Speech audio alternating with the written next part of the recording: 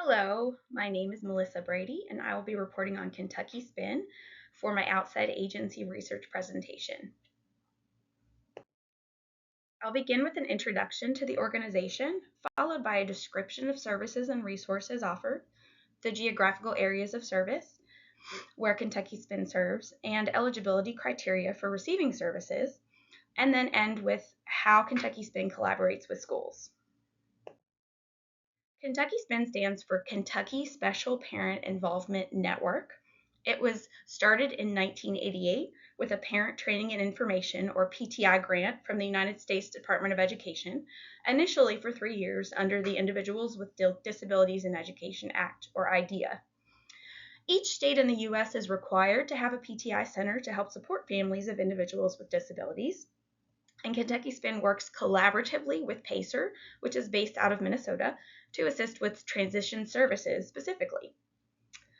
Kentucky SPEN is a nonprofit organization, and they state in several places on the website that they are not a legal service agency, but they do provide information and education about special ed law.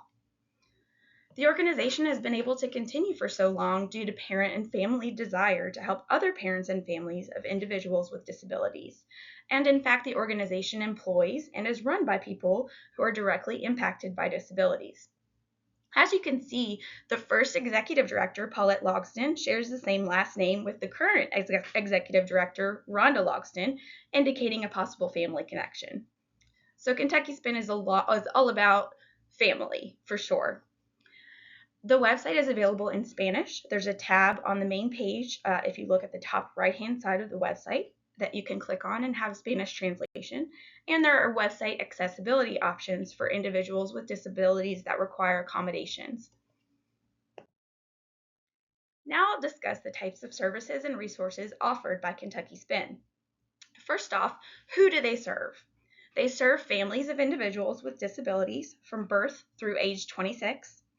They serve youth and young adults with disabilities, leaving high school, pursuing careers, community inclusion, further education, and independent living to the greatest possible extent. And they serve professionals who work with individuals with disabilities and their families. What does Kentucky SPEN offer, and what are they about? This strategic plan graphic from the website explains their main mission of linking families and individuals with disabilities to resources enable them to live productive, fulfilling lives. Their values of respect, education, dignity, and empowerment are foundational to the organization. And the three main strategies to fulfill this mission include who they serve, which we've talked about, individuals with disabilities, their families, or professionals who work with them, how they serve, and what they offer. They provide training in the form of learning about special education law, learning about advocacy for yourself if you are an individual with a disability, or for your family or for others. They also provide training in behavior, in transition planning, and in insurance programs available to individuals with disabilities once they age out of high school. They offer webinars, videos, in-person events, news articles that you can subscribe to, and there's even a list of hotlines for phone numbers or emails in case you have additional questions not answered by Kentucky SPEN. Kentucky SPEN also has their own YouTube channel, which you can see here is the title of that, and you can subscribe to it for any of their free videos that they post. One resource within Kentucky SPEN that is specific to individuals transitioning from high school to life beyond graduation is the Charting the Life course, developed by the Life Course Nexus in 2024 from the University of Missouri. This information graphic on this slide is from Kentucky SPEN's website, www.kentuckyspin.com, which you will see in my slide at the end on the resources page. There's a whole series of instructional videos on this webpage regarding transition planning and potential outcomes for students beyond high school.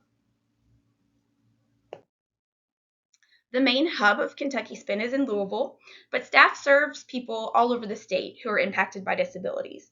They also work in cooperation with PACER, as I described previously, which is a Minnesota-based organization, and they collaborate with the United States Department of Education.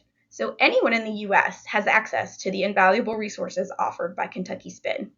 There's even a map on their website that allows you to find other organizations serving individuals with disabilities and their families in different states in case you're moving and you need to find another organization closer to where you'll be. How can someone receive services?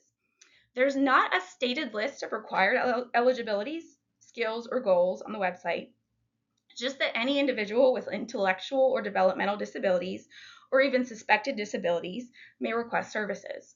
Any family member of such an individual and any professional working with the individual may also contact Kentucky SPED for services, which are free of charge, as this is a nonprofit organization. This is the referral form found on their website, as you can see here on the slide. There's also an embedded form under the contact tab on the main homepage, and contact information is seen here at the bottom of the form. So you can reach them toll free or by phone if you have a 502 area code. The email, the website, and the online contact form are available here as well. Questions that you might ask if you are someone looking for information from Kentucky SPED. This site looks so overwhelming. How do I receive one-on-one guidance or support? That's a great question to ask. Do you keep in touch with individuals you've helped through the transition process? And if so, what is the success rate post-high school? That would be something that, as a parent of an individual with disability, I would want to know. Another question that you might ask is, since you do not offer legal services, can you refer to agencies or individuals that do? The current executive director of SPED is a standing member of the Kentucky Department of Education's Family Partnership Council, or FPC, which is a network of several different organizations throughout the state of Kentucky tasked with ensuring student success and high achievement. This slide is all about collaboration of Kentucky SPED with schools, and that is one way in which they're currently collaborating. Kentucky SPED can also be utilized by special education teachers to provide families to provide families and students with information on how to apply for college, for jobs, or how to self-advocate as a young adult with disabilities. There are instructional videos on differences between guardianship, conservatorship, and supported decision-making once a child reaches the age of accountability, or 18, where they are then in charge of their own IEP and transition plan. Teachers can also utilize the Kentucky SPED site to get goal ideas for ITPs, or individualized transition plans, and for ideas on how to instruct students in life skills, positive behavioral supports, and self-advocacy. Prospective ways that schools could collaborate with Kentucky SPED include professional development training for schools or special ed departments, after-school workshops that could be hosted by individual schools for families or community members to bring awareness to disabilities or potential fundraising opportunities. And then informational flyers could be handed out to families by special educators during ARC meetings. This flyer on the left of the slide is displayed on the agency's website, and it is downloadable. As you can see, there's also a QR code, so they provide a lot of ways to contact them. It gives a brief synopsis of what they're about, and as you can see, they offer a wealth of resources and support for any age, any disability category in any area of Kentucky or the U.S. regarding special education evaluation, laws, advocacy, and post-high school graduation outcomes. You can see here a list of my references as to where you can find this information that I've talked about. In conclusion, I hope you learned how valuable of an organization Kentucky SPED is for anyone with a disability, anyone related to someone with a disability, and anyone who works with individuals with disabilities. Thank you so much for your time.